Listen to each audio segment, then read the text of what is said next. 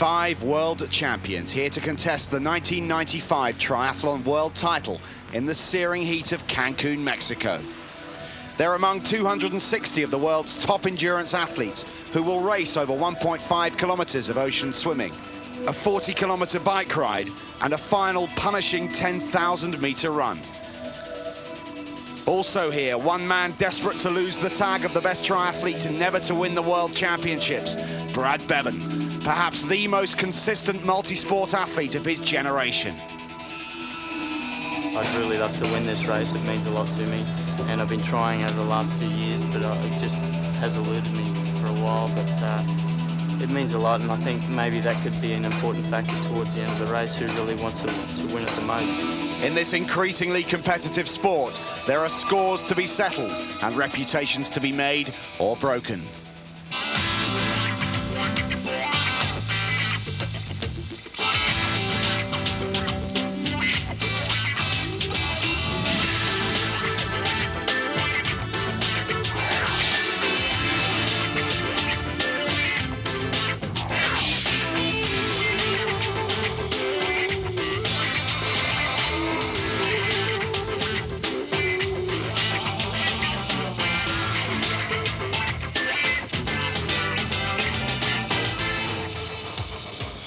Every sport has its big day, and triathlon is no exception. It's the end of the season and the end of an amazing World Cup series. But this is the big one. This is the World Championships here in Cancun, Mexico. With me is former top 3 in the world, Catherine Davis. Catherine, you've competed in the World Championships before.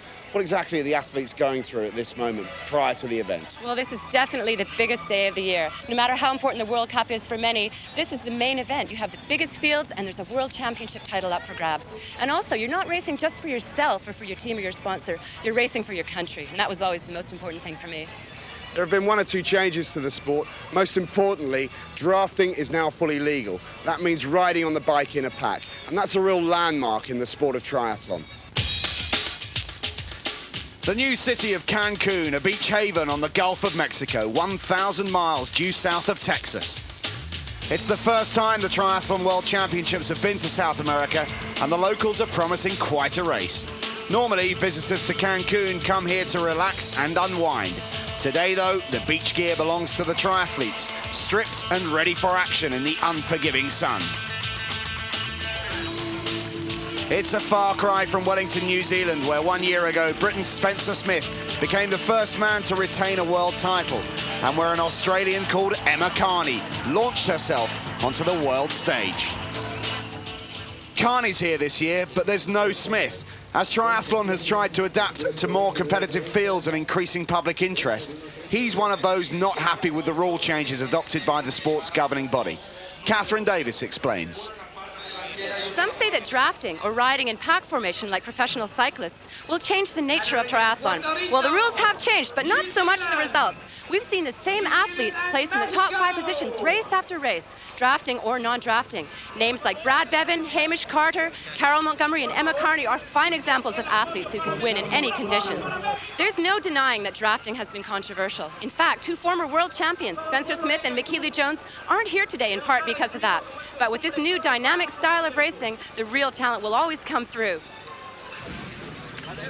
The pre-race talk was of the long-awaited showdown between Brad Bevan, the 95 Triathlon World Cup Series winner, and Simon Lessing, winner of this summer's World Long-Distance Triathlon in France. Bevan is the marginal pre-race favourite, having put together an astonishing series of victories in the last 2 years. But it's the world title he craves, and Lessing who stands in his way, as he explained the day before the race. Imagine that you come off the bike with Simon Lessing. We all know he's a great runner. We all know you're a great runner. What do you think will happen? You want this race. He said that he doesn't really care. You both really care about it. What do you think might happen? I'm sure he cares a fair bit, and he'd love to beat me. There's a lot of pride involved. If it come to that scenario, it's something I've been thinking about the last few days as well. It's very hard to say whether I'm going to try and make a break somewhere throughout the race or save it to the end. We do train together a fair bit in Europe, but I think you just have to find that out on the day. To win a world title, there's so many people that are behind you, and when you do a race like this, you're not just doing it for yourself, you're doing it for the people who help you out, who support you. So, it'll be very satisfying if I can do that. Carney has matched her compatriot Bevan for invincibility on the World Cup circuit. She represents the new breed of triathlete, trained specifically to perform at breakneck speed over these 2-hour swim, bike, run events. But it's from the old school that her main challenge will come today, from Karen Smyers, a former world champion at this distance, who this year stepped up the mileage to win her first Ironman title in Hawaii. There's no Michaeli Jones, but still a battle to savour. I think the World Championship's always going to be a tough race, and it's not a certainty that you're going to win, but everyone seems to look at me as the favourite, and I've just sort of got to take that pressure as I go into the race and just hope that I can perform on the day. So the crowds have gathered in their thousands early at the swim start to see the women go off 1¼ hours ahead of the men. It's such a tough course, and it might only be 8:45 in the morning, but the temperatures are already well into the 90s and rising.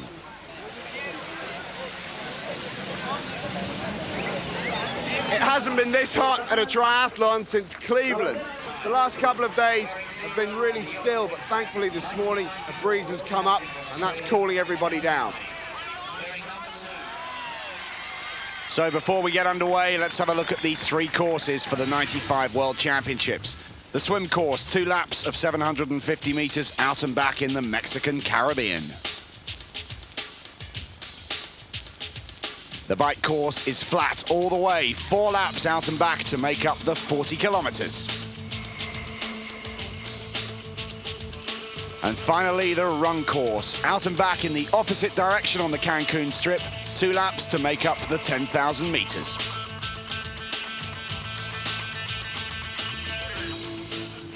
It's the final race of the ITU World Cup season. It's the last race, it's the biggest race, it's the 95 World Championships, and there are over 70 women lined up in the start to begin their 1.5 kilometer swim. This is the moment they've all been waiting for. Catherine Davis is alongside me. We'll be talking you through the action from start to finish here this morning in Cancun for the women's and the men's race. Catherine, there's some bumping and barging going on. This is a big field. Well, it is the biggest field we've seen all year. There's about 80 of them, as you said, and there's a lot of bashing going on, and everybody really wants to get out into that top spot as soon as they can. Everybody's really nervous. They want to do the best they can for their country, for themselves, and for their team, and you can see there's already a few people taking the top spot. The interesting thing about the weather, this breeze has come up and it's cooled everybody down before the start. But on the negative side, it's brought up this chop and this slight swell, which is making swimming conditions that much more difficult. Who do you think is going to thrive in that sort of conditions? Well, I think it obviously favors the better swimmers because they're used to swimming in choppier water. They're just more buoyant. They're able to power through the water better. So those who aren't that good at swimming, or if that's their weaker leg of the triathlon, they're the ones who are going to suffer a bit more. That's a guideline to who the athletes are. The colours refer to the colours of their swimming caps, so look out for the yellow cap of Emma Carney. Out they go on the beginning of the first lap. The water conditions are very warm, so as you'll note, no wetsuits at all. In fact, wetsuits are not allowed in this race. The water temperatures are around 26 degrees. It's very warm. It is the Caribbean. You may be confused, but there is a section of Mexico that juts out into the Caribbean on the Mexican east coast. That looks like Ute Mukel from Germany. She's one of the real swim specialists. We should expect to see her leading the group this far in the swim and right up to the end, but I don't know how strong she is in the bike. And right behind her is Dominique Donner of South Africa. She's a real specialist. She was first out of the water last year in Wellington. And in the green cap, just a little way back, we saw Rena Bradshaw, or Rena Hill as she's now known. She just recently got married. And she was 2 minutes ahead of the field at the last World Cup race in Sydney. So we should expect to see her out in the top spots going into the bike. Of those 3, however, Rena Hill is by far the strongest triathlete. The other 2 are very much specialist swimmers. Just caught a glimpse there of the yellow cap belonging to Emma Carney, who's going for the World Cup title in this race. But one of the biggest threats for her World Championship expectations will come from Karen Smyers. She told us about her Ironman victory just 5 weeks ago. Definitely still kind of on an emotional high from Hawaii, but physically it may be a different story.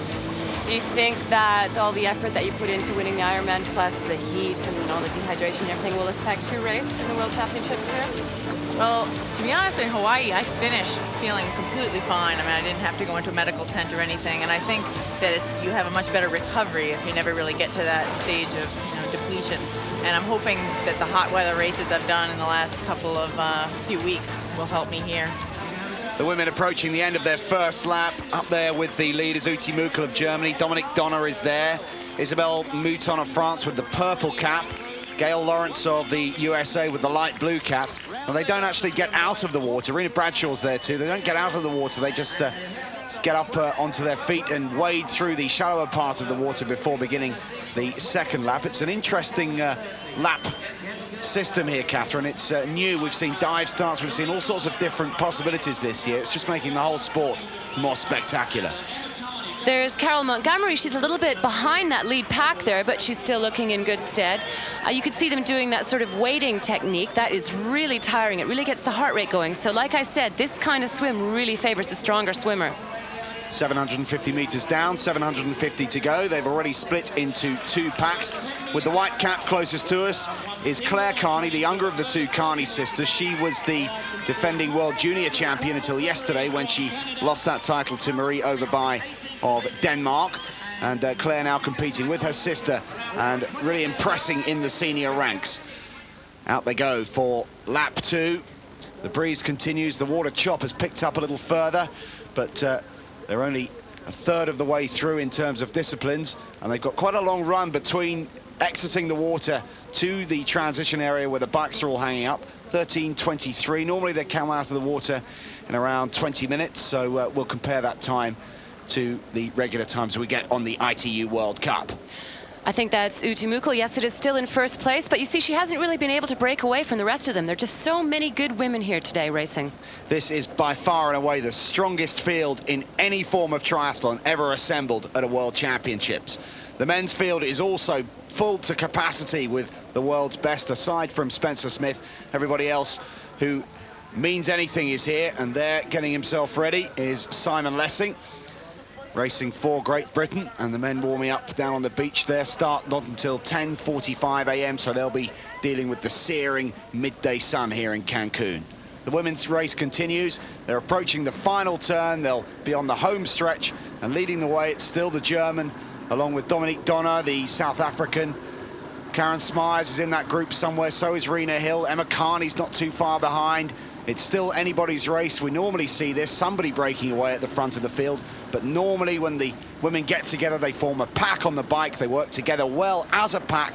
They can close down on any breakaways fairly quickly, and the race then becomes a peloton. This triathlon is more of a swim, run, bike run, because there's a long stretch of running as they exit the water, as Catherine now explains. Well, this is the swim finish, and as you can see, it's a very gently sloping beach. So the athletes will have to negotiate a lot of shallow water.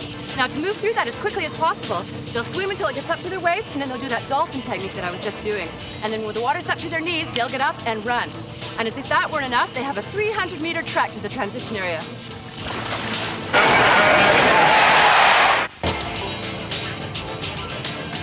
Well, I've just run in from the beach, and it's taken me about a minute. Now, this part of the triathlon is really crucial because you want to get onto your bike and on the road as soon as possible in the best possible position. On this kind of course, we expect big packs to be forming, and that's the last thing you want to be trapped in, because the bigger the pack, the harder it is to control your own race. The end of the swim leg approaching now. They're just into the last 50 meters or so.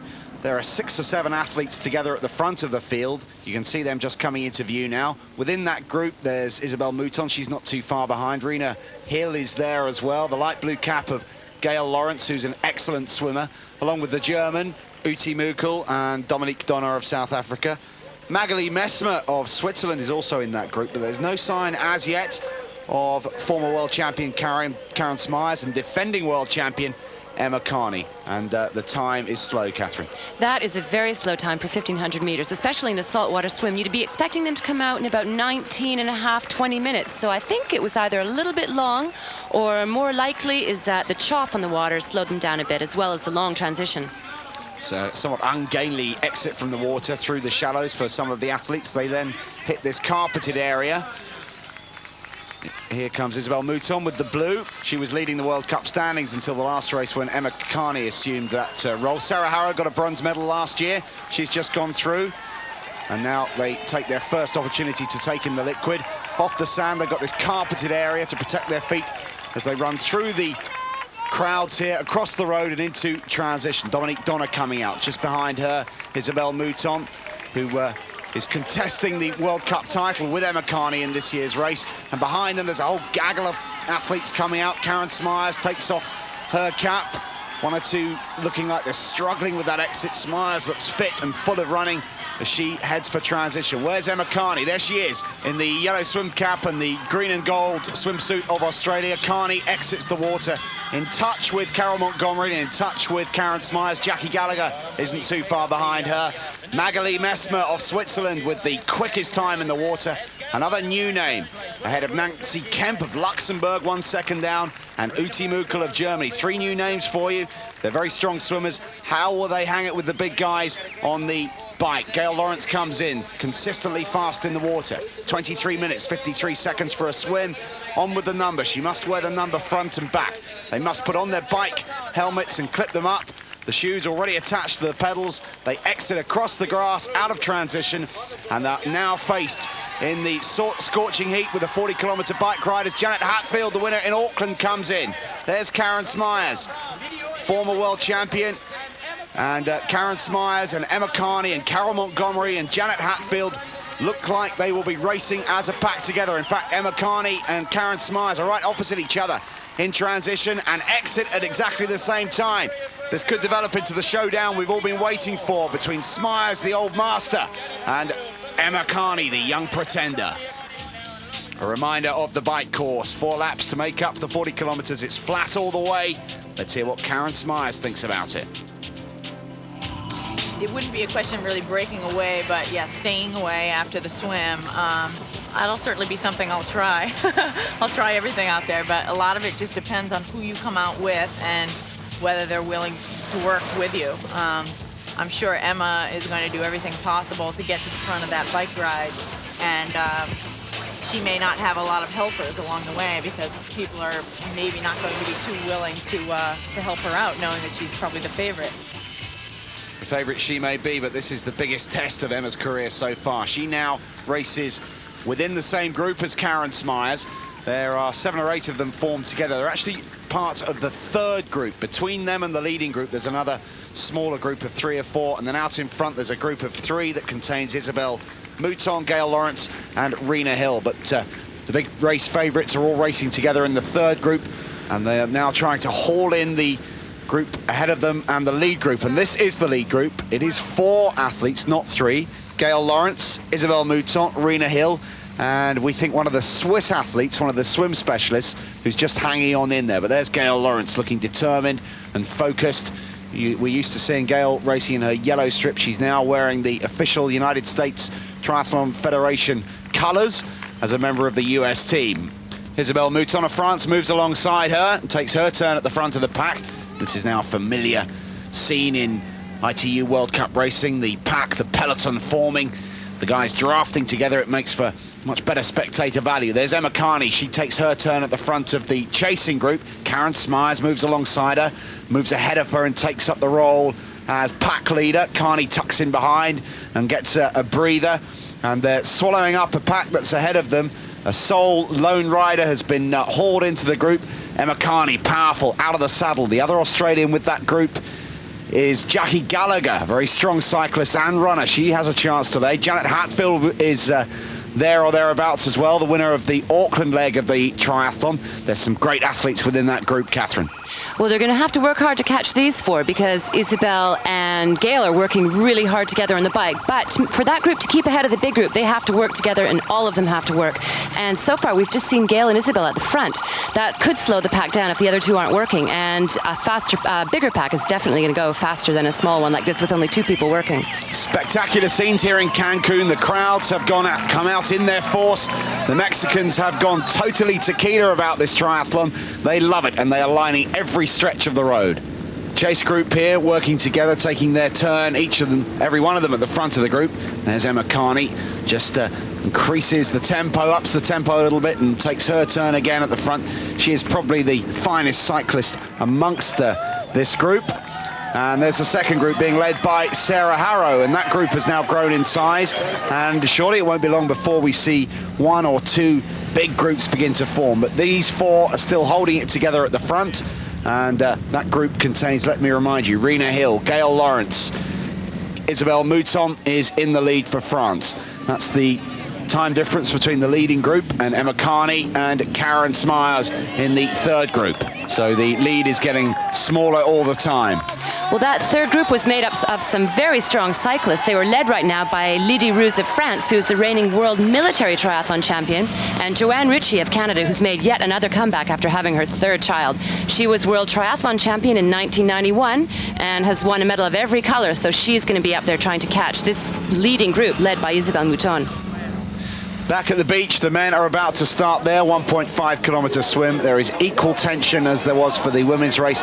There's a huge field, over 100 men gathered. Again, the biggest field we've seen at an ITU race, so there'll be desperate struggles from the top swimmers to get to the front and avoid the black eyes and bruising that can come from such a start. There's Simon Lessing, smile on his face, looking confident, but does that belie the pressure that he must be under? Brad Bevan, the World Cup leader, the World Cup champion, the #1 triathlete in the world at the moment. Just a quick chance to have a look at the women's race to see how that's developing. This is the leading group. Still they work together, still they take it in turns, and still they haven't quite yet been hauled in by the chasers. But surely that won't take too long now. The men start the 1995 ITU Triathlon World Championships. It's just after 10 in the morning. The crowd has swelled to enormous record numbers now as the 100 or so men battling it out for top honours in this young sport, this Olympic sport of triathlon, launch themselves into the Caribbean to begin their 1.5-kilometer swim. Catherine, I've never seen anything like this. Well, you mentioned that there were 100 men. I think it's closer to 150, and that's just going to make it so hard for the favourites to get ahead of that group and not get bashed around too much. Bevan wears the red cap, Fattori the orange cap, Lorandi of the United States the black cap, Lessing, Carter and Ben Sanson, three very good swimmers, all wear white caps. And as usual, we'll expect to see Ben Sanson go away at the front of the field. In fact, there he is, the talented young Frenchman who holds several records in France for swimming and has been out of the water first in every ITU race he's taken part in. Interestingly enough, on one or two occasions, he's come out of the water with New Zealand's Hayden Woolley, and perhaps of all the swimmers taking part, Hayden Woolley, the only one capable of really hanging it and staying with Ben Sanson. We'll wait and see how that develops. But for the moment, Ben Sanson leads the men's competition. The women coming towards the end of lap 2 of 4 on their bike. There's Rena Hill. She's tucked in behind. They've dropped the early swim specialist who was with them, and the lead group is now down to 3, and the lead officially at the end of lap 2 with France's Isabelle Mouton, Gail Lawrence and Rita Bradshaw right there.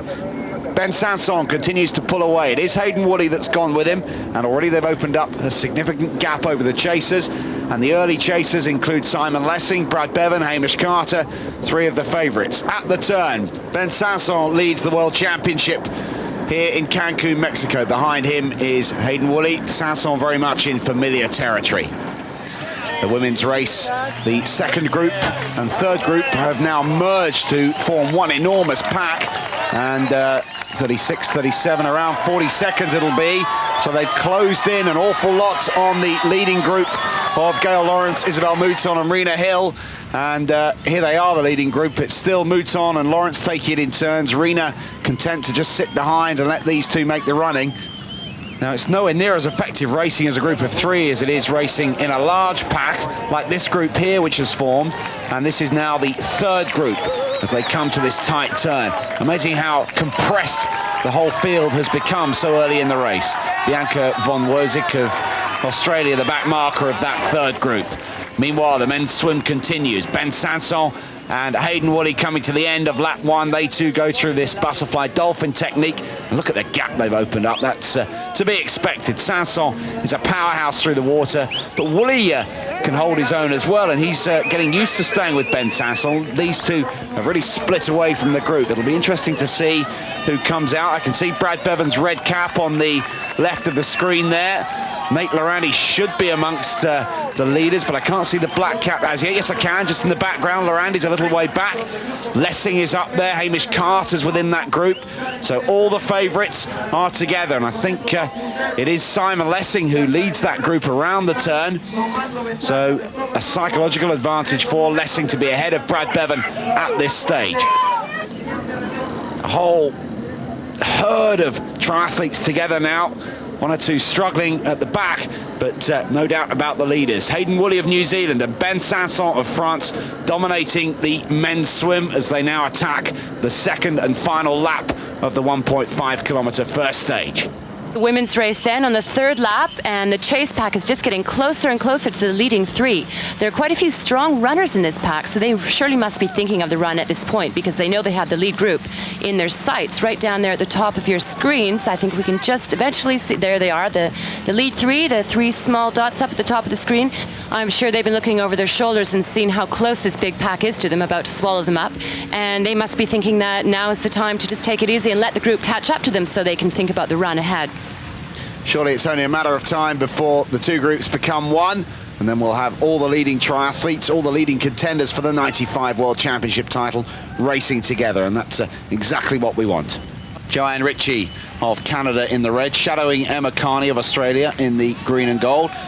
Emma Carney leading this pack, who it seems are about to close in on the leading three, and then the whole thing will become one. What a season it's been for 24-year-old Emma Carney from Australia. Lives just north of Melbourne with her sister Claire and her parents who support her in her triathlon exploits. And the gap is shortening all the time, and it's only just a few meters now to the lead. Rena Hill, Gail Lawrence and Isabel Moutson about to be swallowed up. The pack will become one, and all the best triathletes in the world will be racing together. The men's field in the swim has spread even further. Hayden Woolley and Ben Sanson have knuckled down and really put in some fine work through the water. The gap they've opened up is huge now, and they will exit together as a pair and be able to ride as a pair and hopefully hold off the leaders. The women's race, however, continues. This one massive group going through this turn together. All the big names are there. The women's race continued with no one able to break away from the massive pack. We rejoin the action as the lead group comes into transition before the run. Into transition, this huge group of athletes comes in together. Crucial to get a good transition here with the strong runners that there are in the field. The crowd go absolutely ballistic as this massive group of triathletes arrives. Who will get away quickest? Emma Carney is notoriously quick out of transition, but never underestimate the experience of Karen Smyers. Karen Smyers exits transition, shadowing Joy Lutner of the United States. And there's Emma Carney in the gold and green. She's a few paces behind, but her running strengths are her biggest strengths in triathlon, and surely it won't be long before she's up there. Joanne Ritchie leads. This is a reminder of the run course in the opposite direction along the Cancun Strip. 10 kilometers to decide the 95 champion. In 94, it was Emma Carney who took the title, coming out of nowhere to win in Wellington. Can she do it again? Well, you always know the World Championship is going to produce the biggest and the toughest field. There's also people that can come out of nowhere. There's the girls that have peaked for this race. Everyone should be peaking at this time of the year. And I prepared myself for a tough race. I've freshened up for this race, and this is the big one for me as well this year. Adriana Piasek of Brazil credited with the fastest time on the bike, but it's Joy Lutner and Karen Smyers who lead the way ahead of Emma Carney. Bearing in mind the season that Karen Smyers has had, Catherine, do you think she's got enough left in the tank to deal with Emma Carney? Well, we spoke to Karen Smyers earlier, and she said that she was herself surprised about how good she felt after doing that Ironman in the heat, and she really feels fresh going into this race. She is neck and neck with Joy Lutner as the first men arrive in transition. Hayden Woolley comes in first, just ahead of Ben Sanson, the Frenchman. These two broke away from the pack early on. They'll now ride together. In the last but one race on the ITU World Cup circuit in Auckland, they managed to hold the lead right until the end of the bike. They worked together well. I somewhat doubt if they'll be able to do that with the field they're dealing with today. Smyers and Lutner still lead the way. They're neck and neck. Carney is trying to move alongside them, but Emma Carney not looking as comfortable, not looking like she's got the bounce in her step that we've seen previously from Emma in the World Cup. She's looking a little tired. Into transition come the chasers. There's Bevan, Brad Bevan, the World Cup champion in the green. With him, Simon Lessing, the world long distance champion. These two bitter rivals for this championship. Bevan, of course, has been the World Cup champion for the past 4 years running, but the world title has eluded him even after 7 attempts. Lessing leaves behind Bevan, and behind them there are a whole group of potential medalists, potential winners. More Australians leaving there in the green and gold. And there's Leandra Macedo, the winner of 2 ITU World Cups in Cleveland and in Brazil this year. Hayden Woolley with the fastest swim time. Sanson second, and then Hamish Carter, the Auckland champion, third. The men will settle down. We'll rejoin the women's race where the real action is happening. Well, Karen Smyers and Joy Luton are leading after an hour and a half of the women's race, and it looks like they've dropped Emma Carney a bit. We can't see her in the picture. We've seen these two perform so well in the 1990 World Championships in the heat, and it just looks like the heat may be affecting Emma a bit. She looks a bit heavy out there, doesn't she, Matt? She does indeed. It's been a long, tough season for Emma. Ben Sanson and Hayden Woolley are still leading the men's bike at the end of the first of 4 laps for them. They're working together well. In a moment, we'll see how far behind Lessing, Bevan and Hamish Carter are. But meanwhile, here's the third group that's formed. That contains Nate Lorandi, perhaps the most prominent athlete within this group, the American who has been improving all the way through this season. Third place in Auckland, third place again in Sydney. Here's the chasing group. Brad Bevan and Simon Lessing shoulder to shoulder. Hamish Carter is there as well, just on the left of the screens. These three, the big 3 favourites.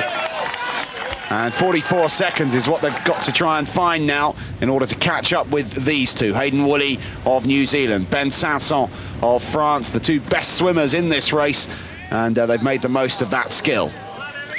Here's the group that contains Nate Lorandi, one of the Japanese leading the way at the moment.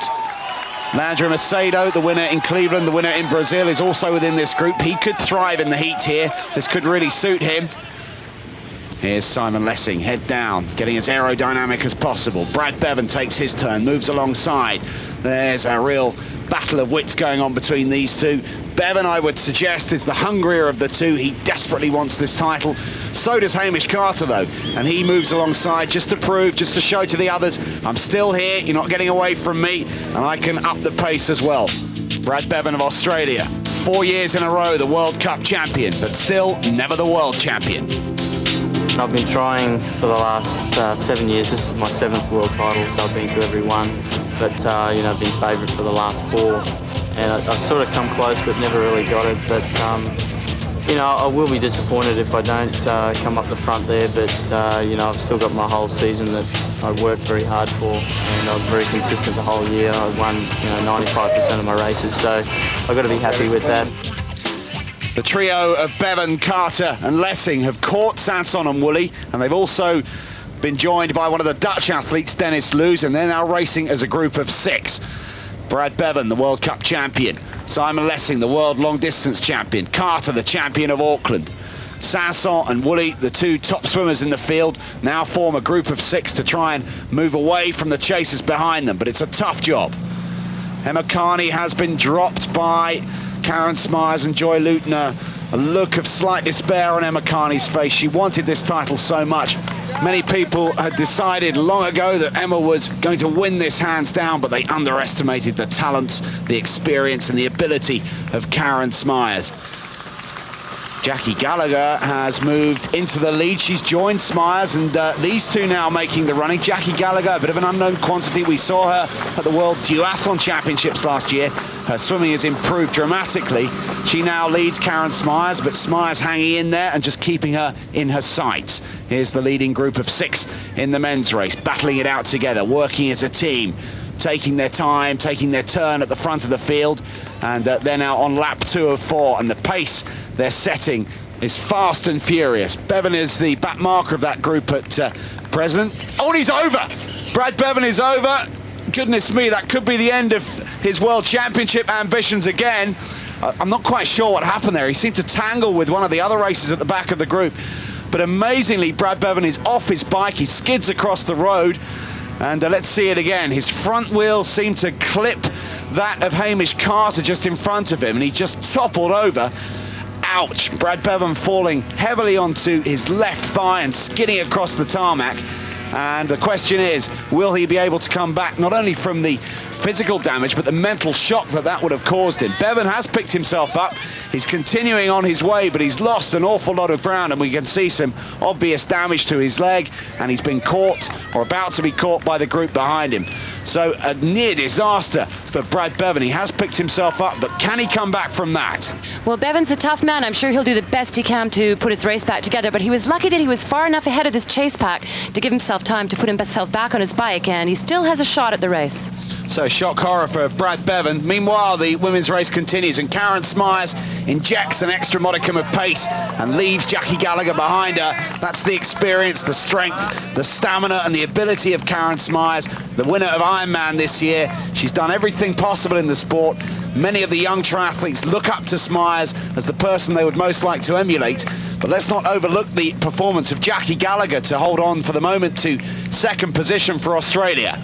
The men's group is now being led by Simon Lessing, the long-distance champion, the Briton, originally from South Africa, but now races under the Union flag, and he comes around the turn at the end of the third lap, and the group behind them, the clock ticks on. We'll see how many seconds there are, but look at the size of that group, and if they close down on the leaders, we'll have 40, maybe 45 guys racing together, and that will provide a spectacular end to the bike leg here at the 95 World Championships in Cancun. Lessing at the front of the field, Carter alongside him. And amazingly enough, we've just heard that Brad Bevan has only lost around 25 seconds. So despite that fall, he managed to pick himself up and get himself on his way within 30 seconds. Karen Smyers leads the way. She's looking comfortable. She's looking strong, full of running. She's timed her race to perfection. As you can see from that camera angle, she's opened up an unassailable advantage, surely now, over the rest of the field. Barring an injury, surely it's just a formality now for Karen Smyers to come home and add the ITU world title to her prolific list of achievements this season. Jackie Gallagher of Australia, number 26, holding on to second. It's Joy Lutner, we think, who's in third behind her. Emma Carney has dropped off the pace. It looks like Emma Carney's challenge for her second world title has dwindled here in the heat of Cancun. The men's race continues. This chasing group still going in search of the leaders. That looked like Leandra Macedo leading the way at that point. Within that group somewhere is Brad Bevan. And amazingly, despite that fall, it looks like Brad Bevan is about to rejoin the leaders as part of the second group and therefore get back on winning terms in this 95 World Championships. The lead group is now being swallowed up by the chasing pack. You can see the difference. It's just a matter of meters now. So we have this huge group formed at the front of the field. This is a dream finish to the 95 World Championships. A pack of 30 or 40 guys racing together. They've got one lap to go before transition. I'm sure the spectators will love them all arriving together, but on the other hand, I'm sure it's not what the athletes had in mind at all. Let's go back to the front of the women's race where Karen Smyers looks like she's about to take the 95 title. What a season and what a victory this is for Karen Smyers, Catherine. Well, this time she can really relax and enjoy the applause of the crowd. Last time she won the World Championships in 1990, it was a sprint all the way to the finish with Carol Montgomery and Joy Lutner, and she just managed to stay ahead of Carol by about 8 seconds. But this time she's got a good 20 or 30 seconds ahead of Jackie Gallagher, who's in second, and she even has time to pick up her country's flag, the Stars and the Stripes, and jog all the way down to the finish. Just a glance over her shoulder from Karen Smyers, but she realised there's no imminent danger coming from behind, and the 95 World Championship ITU title belongs to Karen Smyers of the United States. The Mexicans are loving this. Their generous support is boosting Karen every step of the way. Jackie Gallagher is in second. She's a long way back, but it looks like she's clear and safe in second. Karen Smyers of the United States comes home to become the 1995 ITU Triathlon World Champion in Cancun. Smyers takes the gold. A breathtaking performance from the woman that many had written off as not being able to challenge the likes of Emma Carney in the regular ITU races, but she's done it. And a brilliant performance for second position, the top Australian finisher, Jackie Gallagher. She takes second. Now that's quite a surprise. No one really had Jackie Turkey on their list of medalists, so she must be absolutely thrilled at her result here today. Good payoff for both these girls as well. Plenty of US dollars available. And Joy Lutner puts 2 out of 3 Americans on the podium by taking 3rd place again. Another one that we wouldn't have expected to be up there with the best. But Lutner of the US takes the bronze medal, immediately congratulated by the gold medalist. There's another title waiting to be decided. It's all happening here because the men's pack is about to grow to around about 50 athletes. There are 2 groups very close together as they come round the bend to begin the final lap before they go into transition and the 10-kilometer run. You can see how many there are potentially in a few moments from now about to arrive in transition together. It could be chaos. Whichever way, it'll be spectacular. We've never seen anything like this in any triathlon. I've never seen anything like this in all my 10 years as a triathlete. So many guys, any one of 10 or 15 of them could win this race. Karen Smyers enjoying the moment down in the finish line, taking the merited applause from the crowd. She is the 1995 world champion. Being congratulated there by Suzanne Nielsen of Denmark, who's finished 4th. And Isabelle Mouton finishes 5th. Is that enough to take the World Cup title? Perhaps, but it depends on what happens to Emma Carney. Still awaiting the arrival of Emma Carney. Isabelle Mouton looking absolutely exhausted at the end of her triathlon. Emma finishes a long way back in 7th. Disappointment for her, but Catherine is now with a delighted Karen Smyers. Oh, it's just as good as the first time. Actually, I worked really hard today, and I'm still in kind of shock. What happened with that big pack? Because about 25 of you were together. How did you feel about starting the run with so many girls? It was actually my worst nightmare. There were some really good runners in that pack, and that's not at all what I wanted the game plan to be, but there were too many strong riders to really separate, and my swim wasn't as good as I wanted it to be. Second ITU World Championship for Karen Smyers, 25 seconds clear of Jackie Gallagher. Joy Lutner 3rd, 51 seconds down, then Suzanne Nielsen and Isabelle Mouton. Emma Carney wins the World Cup title at her first attempt, but she's disappointed with her performance here in Cancun. Yeah, I knew that if it came down to run in a normal situation, I'd be right. But, I mean, even out on the bike today, we're rolling along the pack, and I was having trouble staying in the pack. So I just didn't have any energy, and I was lethargic and just basically hanging in there the whole time. The men come into transition. There are countless athletes together, over 50 we think. The race is wide open. It's all down to a quick transition and a quick attempt at sprinting away from the field, but I've never seen anything like this. It'll be chaos as they hang up their bikes, put on their shoes. There's Bevan wearing number 1. The damage minimal in that fall, perhaps more mental than it has been physical. There's an abrasion on his left thigh. He exits transition, always quick in and out. We'll be looking for Simon Lessing to see how close he is to Brad Bevan, but the race could go anyway. It's down now to the best runner from here on in. One of the athletes being called back to hang up his bike properly. Rules have to be adhered to in this multi-sports event as they exit transition. On paper, the strongest runners are Simon Lessing and Brad Bevan, and Brad has actually got away from the group as he did in Sydney. He sprinted out and attempted to put as much daylight as he can between he and the rest. There are the official bike times, so not that that makes too much difference, but Oscar Galindez with the quickest split officially as the group now spreads and the top athletes battle it out at the front. Simon Lessing with Leandro Macedo. Lessing, the world long-distance champion. Macedo, the winner of 2 ITU World Cup events this year. A very good runner, a very strong runner in the heat. These two shoulder to shoulder. Norman Stadler, former world duathlon champion, is there too. There are all sorts of big names. Lessing, again, still together with Leandro Macedo of Brazil. Lessing of Great Britain, closest to us. That's the distance between them and Ralf Egert, the German, who's had a consistent ITU World Cup season. He's in second, but out in front. Could this be the day for Brad Bevan? This would be an amazing performance. The bike leg we've just seen was so exciting. It was just like the Tour de France. One of the Tour de France champions, Eddie Merckx, is with Catherine. Okay, we're here with one of the all-time greatest cyclists in the world, Eddie Merckx.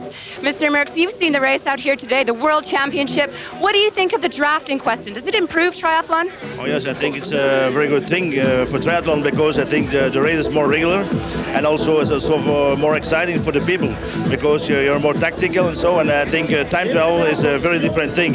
Time trial is when the riders start every 2 minutes, and so it's impossible when you go out of the swimming that you can start. The people start together. It's not time trial, so I think drafting is much better for triathlon. We're just past 2.5 kilometres on the men's 10K run, and Simon Lessing of Great Britain has moved away from Leandro Macedo, has overtaken Ralph Eggert, has moved into second position, and now there's just Brad Bevan left, and Bevan is losing a little bit of ground. He's set off at a cracking pace as usual, but this will be his toughest test on the running section so far this season when he comes up against Simon Lessing. And Lessing looks confident and full of running. Simon Lessing, 25-year-old Briton, world triathlon champion in '92, this year's long distance champion. Every single race is completely different, and I think you have to be able to adapt to every situation, and I think the person who is able to adapt the best will win the race. This is our first look at Simon Lessing on the ITU series this year. Catherine, you know him well. Well, he doesn't do a lot of races on the ITU World Cup circuit, as you said, but he really does have a strong racing pedigree. In fact, last year he won the Goodwill Games triathlon. The first time triathlon was in a major games, and incidentally it was a drafting race, and he won that race quite easily. Well, he's going pretty well here, and as you can see, the gap between he and the leader Brad Bevan has shortened, and Lessing is gaining on Brad Bevan with every stride he takes through the streets of Cancun. And Bevan looks to be tiring a little bit. Lessing looks to be moving faster and faster, and it's so obviously shortening the distance. It'll just be a matter of seconds before Lessing is alongside the World Cup champion for 1995, Brad Bevan. Simon Lessing of Great Britain, the long distance world champion, up against Brad Bevan, this year's World Cup winner, 4 times the World Cup winner, but never the world champion. And perhaps that fall on the bike when Brad Bevan appeared to tangle with the rear wheel of his great rival Hamish Carter, perhaps that's just taken something out of him physically and mentally. It would be no surprise if it had, and perhaps Simon Lessing sees it as a window of opportunity to capitalise on Brad Bevan's misfortune. Lessing moves away. Can Bevan stay with him? It'll require him to draw on all his resources of energy if he's to stay with the big Briton, who now is between him and his first world title. Well, we saw Brad Bevan sneak a few glances over his shoulder when Simon Lessing was catching up, and now Lessing has passed him, and it must be really heartbreaking for Brad. He's worked so hard for this, and he's trying to stay with Lessing. Lessing is surging, and Brad's trying to match his pace, but I think that fall took a bit out of him, and I'm sure he's going to be sneaking a few more glances over his shoulder to make sure that he's got second in the bag. Lessing injects a further amount of pace into the run as if to rub salt into the wounds of Brad Bevan. Meanwhile, Leandro Macedo, the strong Brazilian who loves running in the heat, is in third. The Union flags wave as Simon Lessing comes through to take another feed. The race is not over, but Lessing looks strong. Bevan is pulling on everything to try and stay with him, but he's losing ground slowly but surely. Lessing pulls away. The gap widens just a little further. Bevan puts his hand out for a feed, none is forthcoming. He'll take another one shortly.